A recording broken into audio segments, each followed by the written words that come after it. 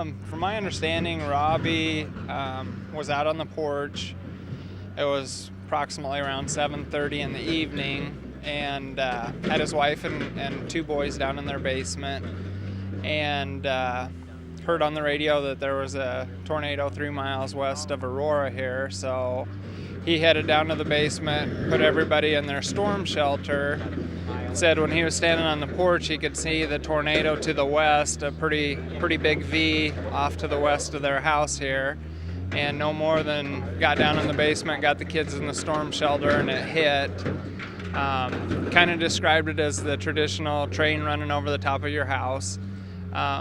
His wife was telling me this morning as they were down in the storm cellar that you could tell when the house lifted off the foundation, it was like puffs of smoke coming in the basement down where they were at. But then after that happened, they just described it as a bunch of breaking glass and crashing noises. So Robbie's father actually lives a mile west of here. His house got taken also.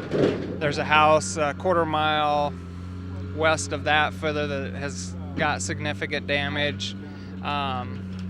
There's a house a mile west or east of here that also got moved off of its foundation.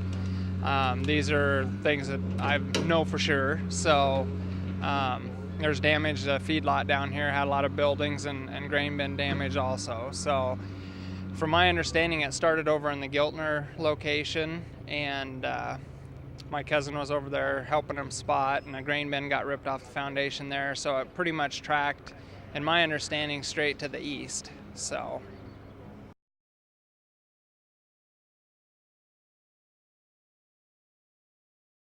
well, we're standing here in front of what has been my father's 90 by 200 building, which houses approximately 60 of his classic cars that he's collected over the years, which, as you can see, has been suffered the wrath from the heavy winds, possible tornado that come through here, and about half of the building is gone.